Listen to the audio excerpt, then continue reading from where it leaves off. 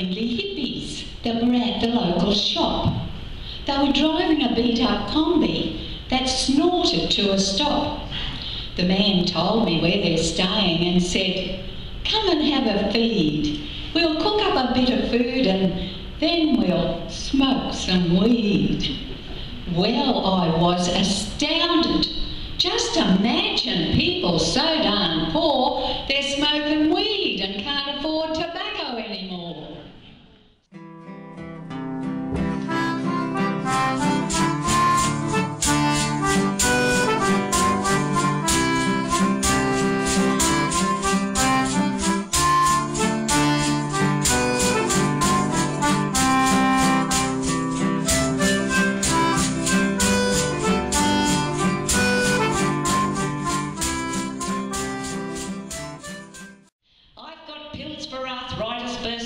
Colitis and bills for an itis that's yet to be named.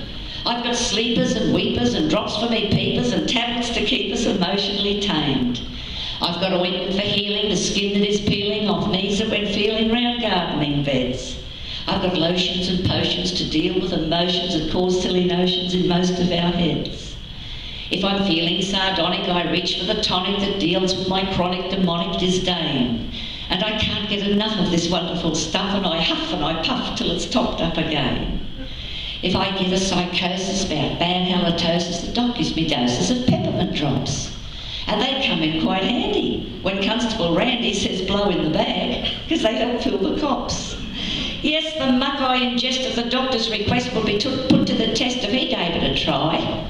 What he makes me inhale, it could land me in jail. And it works without fail, because I think I can fly. I've got transplanted parts, brand new kidneys and hearts, the pacer that starts them up just as they choose. But that little blue pill that turns won't into will. Not a peep. Nobody's going to own up to knowing what I'm talking about, are you? How do I know it's blue? That little blue pill that turns won't into will for us over the hill always blows out the hill.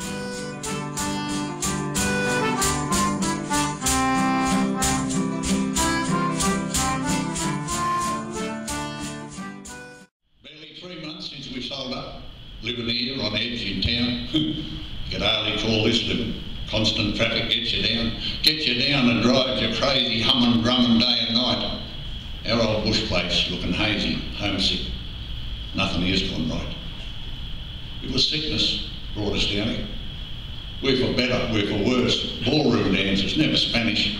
This can't happen. You're a nurse, always caring, always pretty, soft and gentle as a dove. Yes, I know you hate the city. Please forgive me, Doc, my love.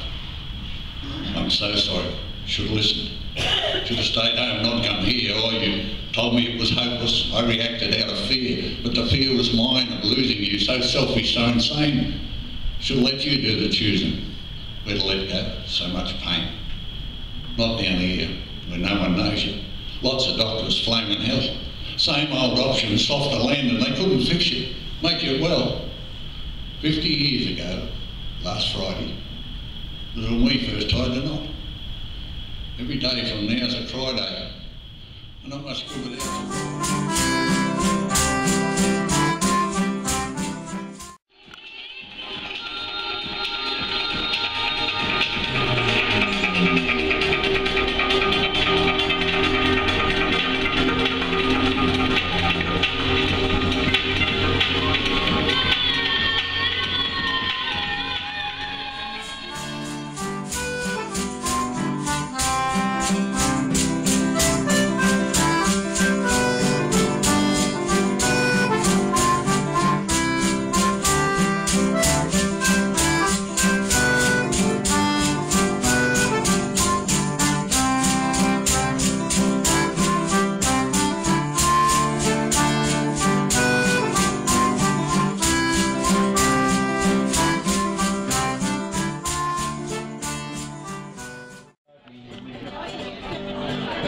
Rats and fires and floods I've lived through plenty.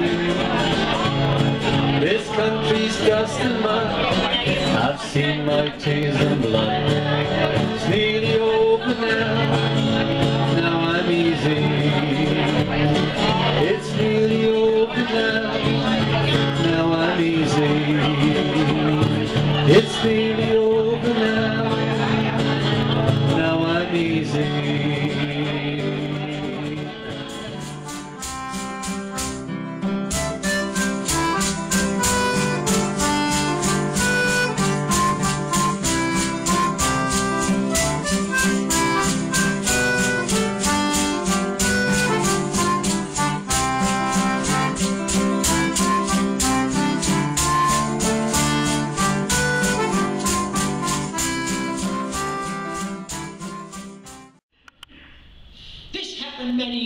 ago, before the bush was cleared, and every man stood 6 foot high and had a flowing beard.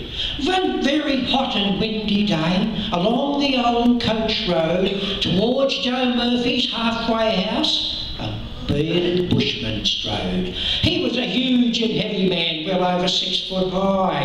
An old slouch hat was on his head, and murder in his eye. No billy can was in his hand, no heavy swag he wore, and grim and awful were the oaths that swagless swagged.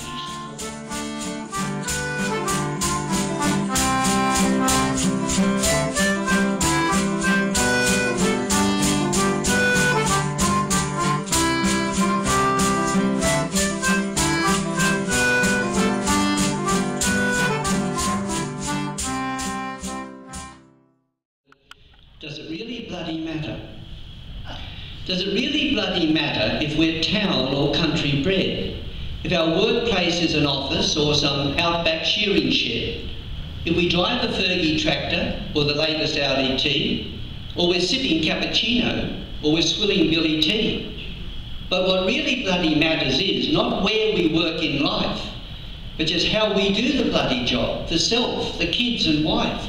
How we plough the field, prepare a crop, the best it's ever been. Or we work all day with courtesy at some computer screen. Does it really bloody matter where we learn to read and write?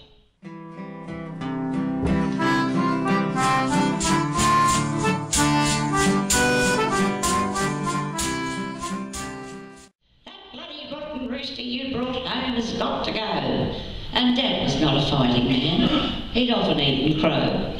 So off he went to do the deed. His axe was sharp and ready. He downed some beer and Bundy rum so both his hands were steady. And that night we had a lovely meal, baked rooster, quite informal. And Rob enjoyed it most of all. At last his life was normal. Well, the next day Rob went boldly to the pen with confidence. But hell broke out and Rob took off. He cleared our 4-foot fence. Up the street the procession ran with Robert in the lead. The rooster just behind him and then me with a bag of feed. Mum came next with broom in hand. She waved it above her hair. Women's screams and crowing cock and help filled the morning air. Out came Mrs. Murphy with a mop and a bucket too. But Mr. Murphy saved the day with his trusty 22. He dropped that rooster in its tracks, but Robert ran like hell. He thought old Murphy might decide to pick him off as well.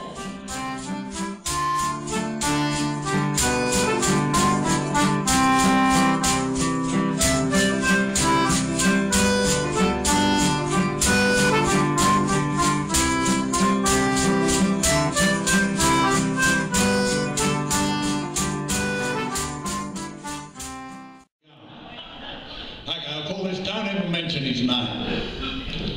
On the day that I turned 70-something, my daughter signed me up at the local fitness centre. Joy, don't overflow my cup. See, by nature, I'm suspicious. Questions formed inside my head. Why? Fend off the feral grandkids. They want me prematurely dead. But when introduced to Ingrid, lovely, lithe and lycra-clad, my own nipply trainer, I forgot those thoughts I'd had. She was Nordic, nubile, near nude. Me, I'm putty in her hands. God, she's pretty. What a pity all I've left. Saliva glands. When she read me her assessment, I was shocked. I thought I'd start.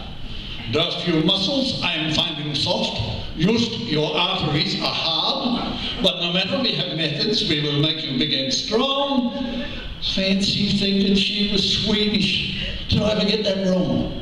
Was she surely Arnold's sister, that big warts and ogre bloke? Could she be my Terminator? Has this gone beyond a joke?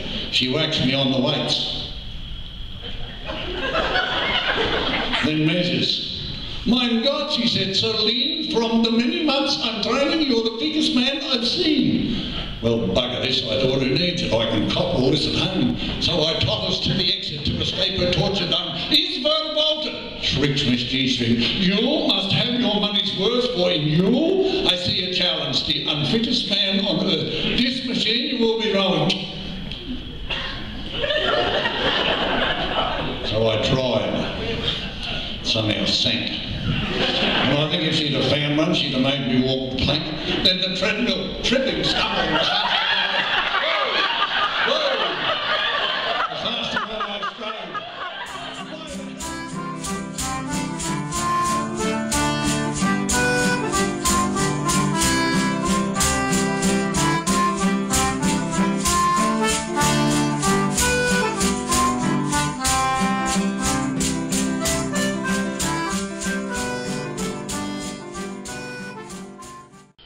Storytelling and nostalgia was celebrated in Buderim over the weekend.